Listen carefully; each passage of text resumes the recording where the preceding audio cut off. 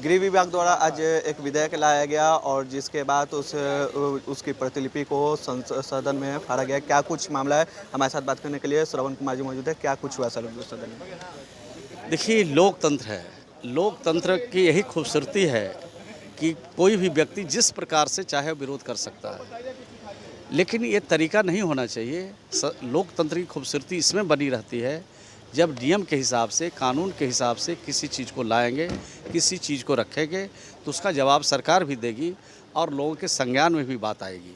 लेकिन बेल में आकर के धरना देना, सिर्फ प्रदर्शन करना, इसकी ज़रूरत अभी नहीं थी। इसकी तो ज़रूरत पड़ती तब जब वो सरकार में अपना पक्ष रखते, सरकार उनकी बात को नहीं मानती और उनको संशोधन देने का उनको हक प्राप्त है तो ये संशोधन देते, उस पर बहस होती, सरकार की उस पर अपना जवाब रखता, अपना पक्ष रखता, तब ना इस पर हंगामा होता और बेल में आते और धरना देते और बिल को फाड़ते।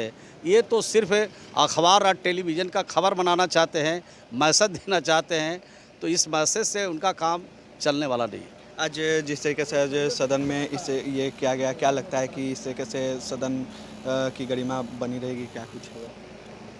देखिए, हंगामा करना सिर्फ इनका मकसद है और इनको मैंने कहा कि ये पॉलिटिकल माइलेज लेना चाहते हैं, बिहार की जनता को संदेश देना चाहते हैं कि राज्य में हम लोग सरकार को चलने नहीं दे रहे हैं, हम लोग सरकार को जो सरकार करना चाहती है उसमें हम लोग बाधा डालना चाहते हैं।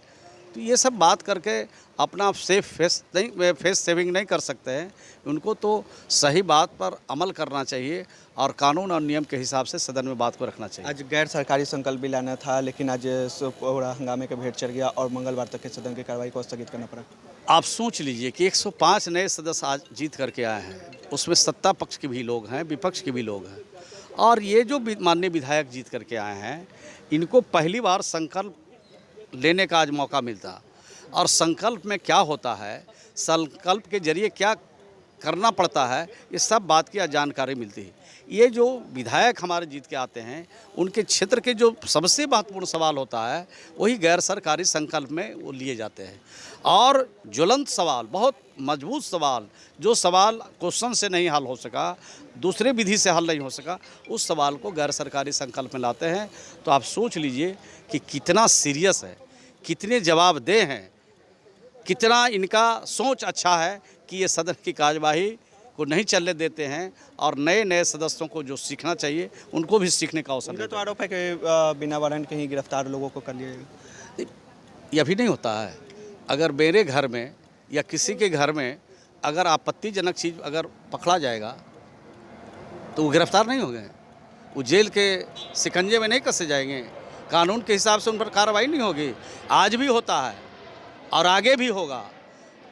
जो लोग गलत काम करेंगे उनको इस राज्य में छूट नहीं दी जाएगी और इस राज्य में न किसी को फंसाया जाता है और न किसी को बचाया जाता है। आखिरी सवाल कि तेजस्वी यादव ने आज एडीआर की रिपोर्ट लेकर आज विधानसभा पहुंचे थे और दागी मंत्रियों की बात कर रहे थे कि और उन्होंने सबूत भी पेश किया था। सदन में मांग की गई थी कि सबूत के साथ तथ्यों को रखा जाए, लेकिन आज पेश किए थे उन्होंने। नहीं, स्पीकर साहब ने ये कहा था कोई बात बिना तथ्य का मत रखिए, तो उनके बारे में तो पूरा ATR का रिपोर्ट है, उनकी पार्टी के जो नेता हैं, विधायक हैं, उनके बारे में भी है।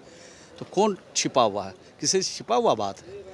तो शीशे के घर में, शीशे के घर पर ढेला फेंकने से पूरी चीज़ स्पष्ट हो जाएगी कि कौन दागदार है और कौन बिना दाग का है। तो बिल्कुल ये साफ तौर पर मंत्री श्रवण कुमार थे, जिनका कहना है कि विपक्ष का काम ये हंगामा करना और जिनके घर शीशे के होते वो दूसरों के घर पर पत्थर नहीं फेंका करते। सहयोगी अस्मित के साथ नीरज कुमार, फर्स्ट बिहार झारखंड, पटना।